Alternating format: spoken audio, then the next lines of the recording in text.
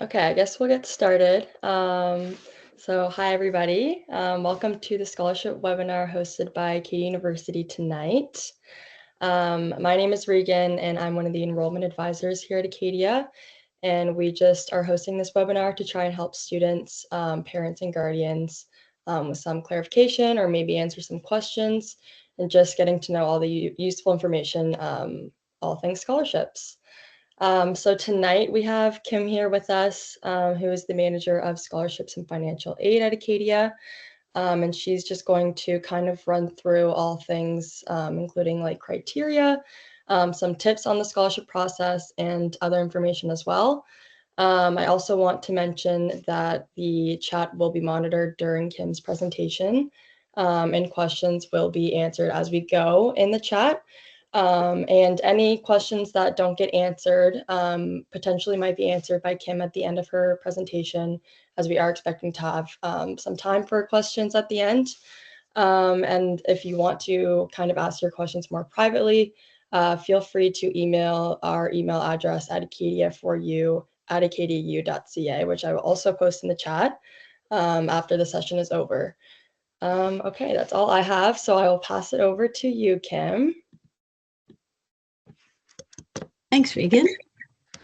So I'm going to do my best to share everything I know about applying for scholarships so you can be completely prepared.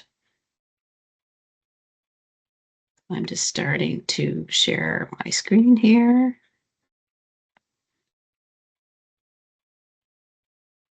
Here we go. Can you see that? Yeah, you're all good, Kim. Great.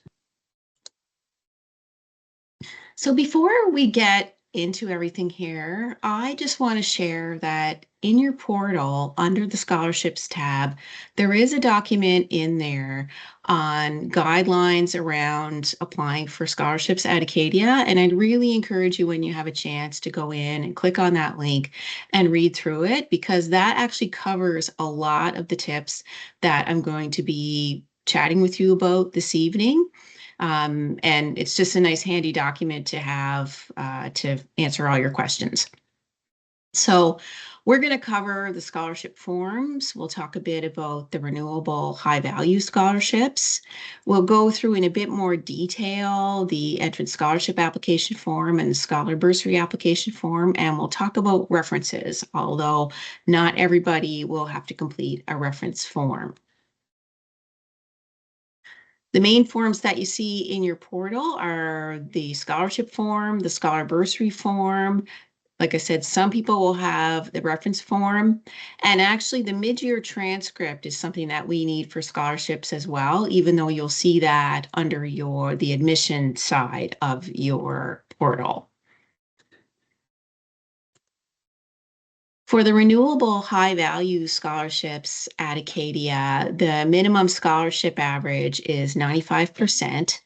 An academic reference is required, but we also ask students who have a minimum of a 90 scholarship average to complete the reference, just in case their average goes up, and that does happen.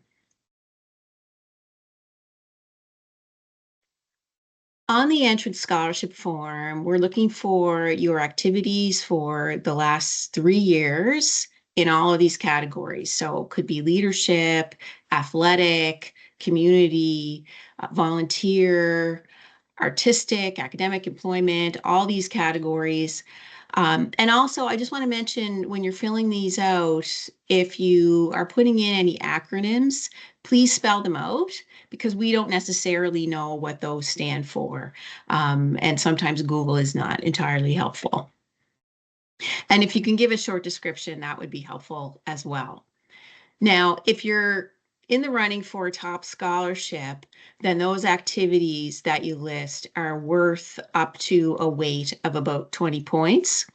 But the biggest part of the weight of consideration is on the personal essay.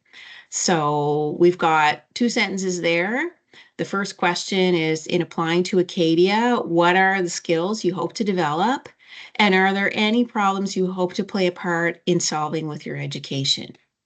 So that's the primary question. We suggest that you use your life experience and beliefs to illustrate what skills you hope to develop. But the first part of that is really the question. So that's what we're looking for you to answer. Generally, I'd recommend that maybe you open a Google Doc, you start putting some bullet points, maybe writing out some ideas around how you want to answer that, and keep that as your draft. You can always copy your final essay into the entrance scholarship form later, and we'll talk a little bit more about that. The reference form is worth up to 20 points as well. And like I said, it has to be academic. The other thing I'll mention about these activities is even if you're not in the running for a top scholarship, you could still be considered for other scholarships or scholar bursaries. So it still is very important that we have all of your activities for the last 3 or so years, even if you only did something, say, for a half a day, like a fundraiser or some volunteer work, we'd still want to see that, because so many of our scholarships and scholar bursaries contain criteria that, having the grades is one thing, but everybody in the scholarship pool has the grades. So really the only way you get differentiated is by this other criteria. So often those criteria are around athletics, leadership, community, and volunteer. And like I said, you don't have to have everything or tick every box, because in some areas they might just be looking for one of those things. In other scholarships or scholar bursaries, they might be looking for a couple. And so basically by giving us all that information, that makes it easier for us to pick you for some of those scholarships. And we also look at the personal essay, because that can give additional information to us as well. For the Scholar Bursary application form, this is primarily for students who expect to apply for a government student loan. And maybe you don't know that yet. It's probably something that you want to talk to your parents about. But if you do expect to apply for a government student loan, then I would highly recommend that you fill out the Scholar Bursary application form, because we have a lot of scholar bursaries, and I would be more than happy to award any one of them to anybody in this call. On that form, we're looking for your parents' occupation and income information. There are several questions, and we do ask that you complete all those. There's some information on the guidelines that I've also put here, that if your parents are separated or divorced, we're just looking for the information from the parent who has custody. And if neither parent has custody, we're just looking for the information from the parent that you live with. You don't have to give us the information from both parents.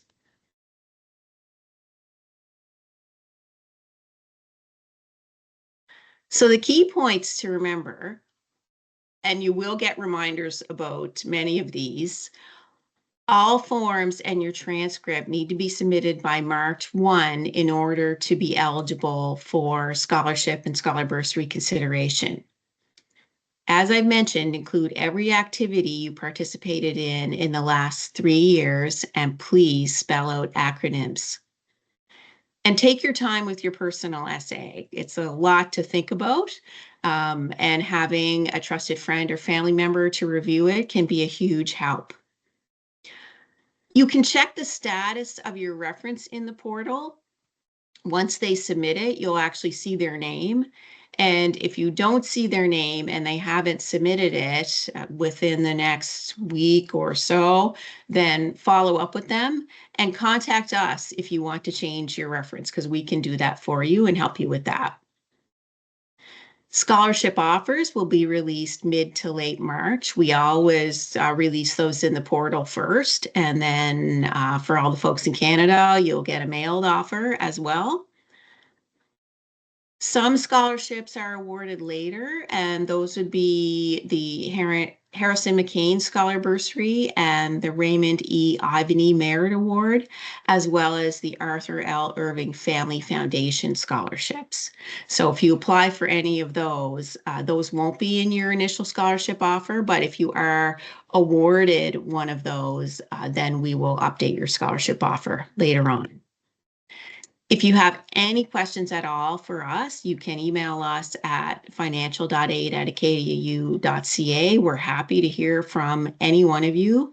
We're very responsive to those emails. We're checking them every day, and usually we'll get back to you within the day. And certainly if you want a one-on-one meeting, we're happy to do that as well if you need any additional help or just have some personal questions that you want to ask. So I'm happy to open it up to questions. Thanks, Kim. Yeah, if anyone does have any questions at all, we definitely have time now. If you want to either put it in the Q&A chat or just the regular chat, I can monitor both. But yeah, if anyone has any questions, feel free to ask. There's one question here, Kim. I don't know if you can see it, but I can just voice it I did to see you. it. Okay, Yeah, perfect. how long does the personal essay need to be? Yeah, so that is the word count is noted in the scholarship form, and I think that one is 500 words. So it's not a long one. It's actually pretty short, and so you have to be pretty concise when you're answering that essay question.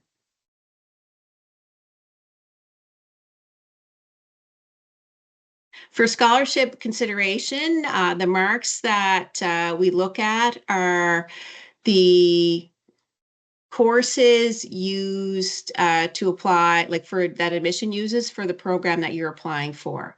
So that is based on, well, your initial scholarship average is based on grade 11, but once we have the first term of grade 12, then that will be 25% of grade 11 and 75% of the first term of grade 12. So like I said, if you improve, you do better in the first term than you did in grade 11, then your scholarship average can go up.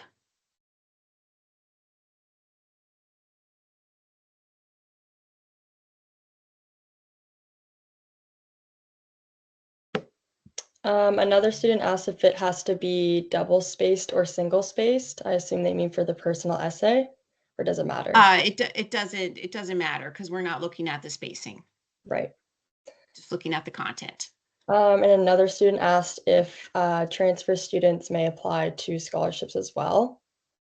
Yeah, that's true. Transfer students are also eligible as long as they haven't completed more than 2 years or 60 credits at another school. Mm-hmm. And for mature students, does the references need to be academic or can they be professional? We limited it to academic, but if you don't have that option, then I would say professional is fine. Yeah. Yeah. Another student asked if we have a degree-based scholarship. Uh, we have a lot of scholarships and scholar bursaries that also are looking for someone from a particular degree. Like it could be biology, it might be English, it might be math, because we have specific math scholarships and music scholarships. There's actually several different degree-based scholarships. So when you fill out the entrance scholarship form and the scholar-bursary form, you're actually being considered for a whole variety of scholarships and scholar bursaries. And somebody asked how they apply for the high renewable scholarships. There's no separate application for that. That's still the entrance scholarship form and the reference form. We need both of those for the high value. And another student asked if you might not know the answer to this one. They asked what percentage of first years will end up getting a scholarship of some sort. Percentage.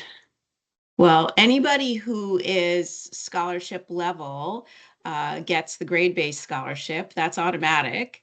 And then in terms of percentage, in terms of additional money, I think that's what you're referring to. I'm not honestly sure what the percentage is. And it varies every year, I think. Yeah. Yeah. Um, there are a few more questions coming. Sure.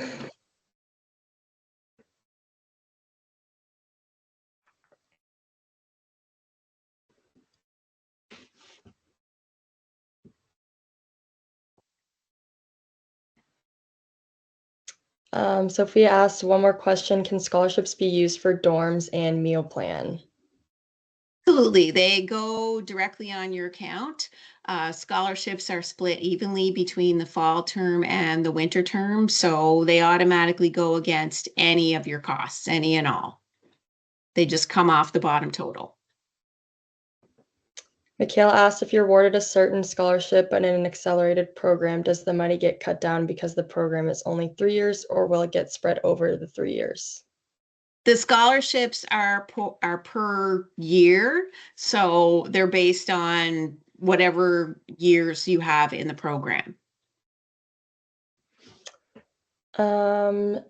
One more student asked, do all scholarships have the same form? Do we have to select scholarships on the form? So no, all scholarships don't have the same form, but you're applying for the majority of scholarships by filling out the entrance scholarship form and the scholar-bursary form. Like I said, there are a few other scholarships and scholar-bursaries that you would apply for separately. They have different applications like the McCain, the Ivany, and the Irving, for example. The next question I can kind of touch on, it's where in the portal can we see the scholarship information? So within your status portal, you will see at the very top your application checklist, and then beside that, you'll see a scholarship tab. And then underneath that, we'll have all the information like the guided document that Kim was mentioning earlier, as well as what you would need to submit for your scholarships. Can you apply for scholarships if you have a 75% average? It is an 80% average for the grade-based scholarships. And this presentation is being recorded, so no need to worry about that. We are recording it from the beginning. Another student asked, are you able to apply scholarships once you are already in university? Oh, you mean at Acadia? I think potentially as a transfer student. Okay, well, as a transfer student, Yeah. yes, absolutely, as long as you're within the first 2 years or 60 credits. Mhm. Another student said, I was awarded a scholarship on my offer letter over my 3 years. Is this guaranteed, or do I have to keep an average to hold that amount? Yeah, so there is renewability criteria, and this will be included in your final scholarship offer.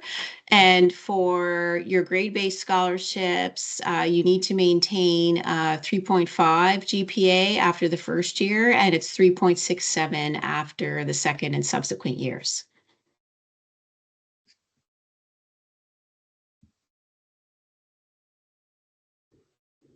I just want to mention somebody had asked about if they could apply for scholarships with a 75. And although with 75, you're not eligible for most scholarships, you are eligible to apply for the Ivany because that one has a lower average requirement.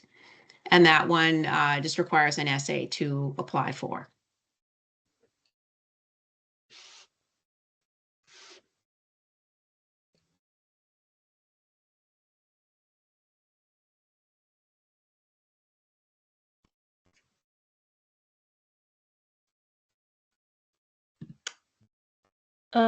Michaela asked if I finished my first term with over a 95 average, but that dropped at the end of my grade 12 year. Do I lose my scholarship? You don't lose your scholarship. No. And your scholarship, if you had a scholarship after grade 11 and then your scholarship your grades went down in the first part of grade 12, we don't reduce your scholarship. As long as you're still eligible based on your average, you will still keep your scholarship. Yeah, so that initial scholarship will always stand, or if your grades improve, then essentially you'll get a higher scholarship offer. Right. Yeah, perfect. I see that a few other people asked about missing part of the session. I will just reiterate that I have recorded it, so if you did want to have the recording afterwards, feel free to email me or the Acadia for you at acadiau.ca. And we can send that over to you as well, so you can have all that information. I just want to remind folks as well that, especially for anybody who missed the beginning, that the guidelines in your portal under the scholarship section covers a lot of this material. So definitely when you have a chance, take a look at that. Yeah.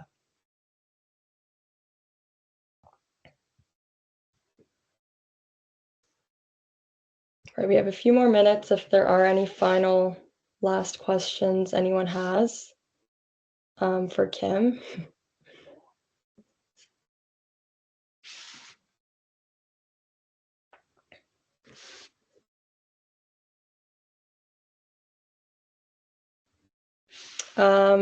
If I don't have access to the portal yet, where can I find the form link and information? So all the information is also on our website as well. We have a scholarship tab, but you won't see, I mean, unless you have that guided information sheet handy that you can send to students. I'm not sure if you do, Kim, but pretty much everything that Kim has explained throughout this presentation is on our website as well. And if there is any questions, again, me and Kim can both answer if you want to email us if you have any specific questions about anything. Somebody asked if a course that is needed for my program is in my second term, will you only use my grade 11 mark? Or if I got a higher mark in my second term this year, could it increase? We can only use grades that we have as of March 1. Yeah. Is the Harrison McCain bursary a separate application? It is, and that one is on our website under the scholarship section. We also email information about that one out to eligible students and several others, actually.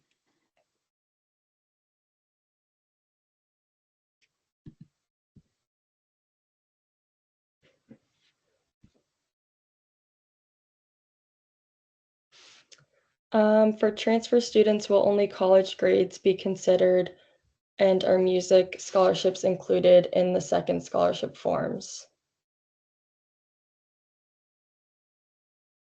So I think like this is more an admissions question, but Yeah. if all of the required courses for admission are part of your college courses, then I'm thinking they wouldn't have to look at any other courses. And for the music scholarships, they're part of the entrance scholarship form and scholar-bursary form. So you're still filling out both of the same forms. There aren't separate forms for music. Yes. And to the student who asked about the transfer, or I'm a student from Nova Scotia, does the transcript stuff happen automatically? If we have your Power School ID. Okay. And you can actually check your portal to see if we have your transcript or not, because it's in the checklist on the admission side. Michaela asked, will the people eligible for high average scholarships after you receive our transcripts receive emails about the additional ones? So anybody who is awarded a high value scholarship will be notified as part of their final scholarship offer between the middle and end of March. That's when we send out those offers. But if someone has applied for and gotten, say, the Irving, then once we're notified of that, we would update your scholarship offer. And folks who get the Irving are actually notified separately as well. Okay, awesome. Thank you, Kim. And thanks everyone for coming. That's all the time we have. But if there are any questions, like I've mentioned 100 times, feel free to email Kim at Financial Aid or us. The email address was posted in the chat. And if you did miss the session, it will be posted on our events page as well. You can email me for the link. But yeah, I just want to thank you again. Feel free to go on our website if you want to find out any of the information. Or yeah. So thanks again, everybody. Have a good night. Good night, everyone. Thanks, Kim.